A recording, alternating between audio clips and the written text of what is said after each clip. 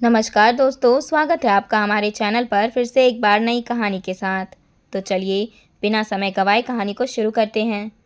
माँ बाप के घर में तो कुछ देखा नहीं और यहाँ देखो कैसे गहनों में लदक कर घूम रही है। भाग्य का छीका टूटना इसी को कहते हैं। मालती जी अपनी बहू को देखकर तंज कसते हुए बोली। ये सुनकर ननद माधवी भी हंसने लगी, जबकि विनीता के पैर वहीं रुक गए। तभी पति रजत बाहर आते हुए बोला, अरे विनीता, थोड़ा जल्दी करो, हमें अभी निकलना है। लेकिन विनीता यूं ही खड़ी रही।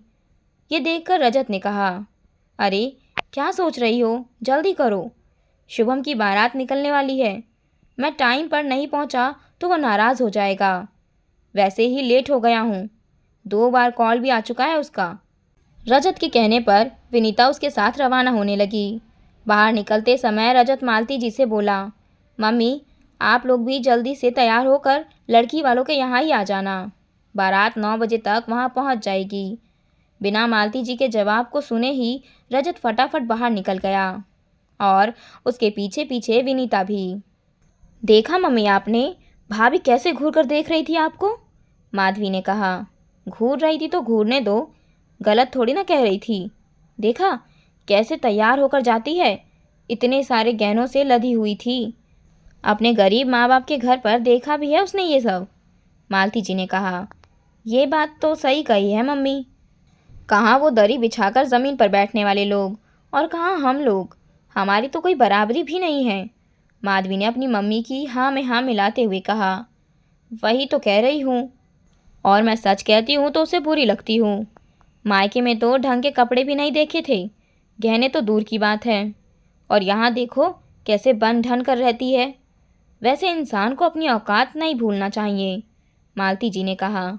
इधर कार में विनीता चुपचाप बैठी हुई थी। उसे चुपचाप देखकर रजत ने कहा, अरे क्या हुआ तुम्हें, ऐसे चुप चुप क्यों बैठी हुई हो। अभी शाम तक तो तुम शुभम के घर पर भाग भाग कर काम कर रही थी, अब क्या हो गया, तबीयत ठीक नहीं है क्या। नहीं कुछ नहीं हुआ, विनीता ने छोटा सा जवाब दिया। मम्मी ने कुछ कहा है क्या, रजत ने उसकी तरफ देखकर कहा। क्या कहेगी मम्मी तुम्हारी, हमेशा ताना मारती रहती है। मैं कोई भाग कर थोड़ी ना आई थी तुम्हारे साथ, तुम्हारी मम्मी खुद रिश्ता लेकर आई थी, पता था उन्हें कि मैं गरीब घर की हूँ, तो अब क्यों ताने मारती है, विनीता ने कहा। तुम छोड़ो ना मम्मी की बातों को, कहाँ दिमाग लगा रही हो, तुम्हें पता है ना कि ये तो उनकी आदत है।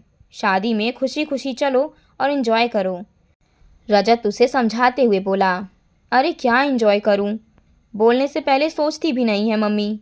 हर जगह एहसान जताती है कि वो गरीब घर की बहू लेकर आई है, उन्होंने मेरा उद्धार कर दिया है। मैंने अपने मायके में कुछ नहीं देखा था, अब गहनों में लदी फिरती हूँ। और हाँ, एक चीज़ और, इंसान को अपनी औकात नहीं भूलनी चाहिए, विनीता मालती जी की नकल करते हुए बोली। ये देखकर रजत की हंसी छूट गई। सोच रही हूँ कि एक बार औकात दिखा ही दूँ, विनीता चिढ़ते हुए बोली। ये सुनकर रजत की और ज़ोर से हंसी छूट गई। रजत और विनीता की शादी को 1 साल होने को आया था। रजत का परिवार जहाँ उच्च मध्य वर्गीय था, वहीं विनीता का परिवार एक निम्न मध्य वर्गीय परिवार था। मालती जी ने विनीता को किसी शादी में देखा था और उन्हें वो देखते ही पसंद आ गई थी, इसीलिए वो खुद विनीता के घर जाकर रिश्ता पक्का कर आई थी। अरे भाई, बहू का परिवार आर्थिक स्थिति से कमज़ोर है तो क्या हुआ, घर में बहू तो आ रही है। वैसे भी आजकल रिश्ते मिल नहीं रहे, और फिर वो थोड़ा दबकर भी रहेगी, सोचकर मालती जी ने रजत और विनीता की शादी करवा दी। लेकिन पता नहीं क्यों, जो सास खुद बहू को ढूंढ कर अपने घर लेकर आती है, उसे बाद में उसमें 10 कमियां क्यों नज़र आने लगती है। अब जब भी विनीता तैयार होती थी तो मधु जी कुछ न कुछ तंज ज़रूर कसती थी। शुरू शुरू में तो विनीता ने कुछ नहीं कहा था, लेकिन अब उसे चिढ़ होने लगी थी। पर अब भी वो उसने पलटकर जवाब नहीं दिया था, पर उसने मन ही मन ठान लिया था कि अब चाहे कुछ भी हो जाए वो मालती जी को जवाब देकर ही रहेगी। इसके लिए उसने इंतज़ार किया अगले महीने उसके मामा ससुर के बेटे की शादी का। अब तो मालती जी के मायके में ही शादी थी और इस शादी को लेकर वो अच्छी खासी उत्साहित भी थी। शादी क्योंकि एक ही शहर में थी, इसीलिए मालती जी सुबह जाकर शाम को आ जाती थी। लेकिन लगन टीके के दिन वो अच्छे से तैयार होने के लिए घर पर आई थी। इसके बाद वो पूरा एक सप्ताह वहीं रुकने वाली थी। इसके लिए वो काफ़ी उत्साहित भी थी। वो काफ़ी अच्छे से पार्लर से तैयार होके आई थी। घर आकर देखा तो सब लोग तैयार थे, लेकिन विनीता नहीं दिख रही थी। ये देखकर उन्होंने कहा, अरे बहू तैयार नहीं हुई है क्या? जल्दी करो, लेट हो रहा है। लड़की वाले आ भी जाएंगे, उसके बाद जाओगे क्या? मम्मी वो तैयार होने ही गई है कमरे में, बस अभी आ रही है, रजत ने कहा।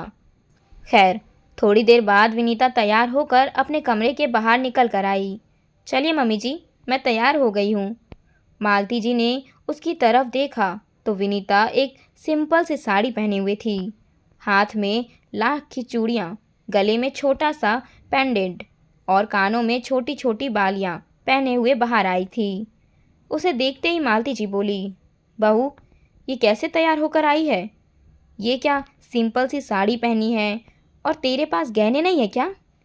जाकर ढंग से तैयार होकर आ। मम्मी जी कैसी बातें कर रहे हो आप? मैं तो अपनी हैसियत के हिसाब से ही तैयार होकर आई हूँ। आखिर मेरे माता पिता गरीब घर के हैं ना, मैंने अपने घर पर थोड़ी ना इतने गहने देखे थे, इसीलिए मैं शादी में तो ऐसे ही जाऊंगी, विनीता ने कहा। ये सुनकर मालती जी रजत की तरफ देखकर बोली, रजत देख क्या बोल रही है ये इस तरह से वहाँ जाएगी तो मेरी तो नाक ही कट जाएगी। अरे हमारे परिवार की इज्जत के बारे में तो सोच। मम्मी आप ही तो हमेशा कहती रहती हो कि इंसान को अपनी औकात नहीं भूलनी चाहिए। इसने अपने मायके में कुछ नहीं देखा, यहाँ आकर गहने में लद कर घूमती रहती है। अब ये अपने हिसाब से रह रही है तो आपको उससे भी समस्या है, रजत ने कहा। गलती हो गई मुझसे जो मैंने ये सब कहा। अब मेरी नाक मत कटवाओ, वहाँ से फ़ोन पर फ़ोन आ रहे हैं। इसे कहो जल्दी से तैयार होकर आए। आइंदा ऐसा कुछ नहीं कहूँगी मैं। मालती जी हाथ जोड़कर बोली, क्या मम्मी, अगर बहू तैयार होकर रहती है तो आप उसे उसके मायके की औकात बताना नहीं भूलती। ये सब कहते हुए आप ये भूल जाती हैं कि अगर बहू तैयार है तो उसके साथ आपके परिवार की इज्जत भी जुड़ चुकी होती है और अब उसकी हैसियत उसके पति से जुड़ी हुई है, रजत ने कहा। ये सुनकर मालती जी ने अपनी नज़रें नीचे कर ली। ये देखकर रजत ने विनीता को जल्दी से तैयार होकर आने को कहा, पर उस दिन के बाद से मालती जी ने ऐसा कभी नहीं कुछ कहा।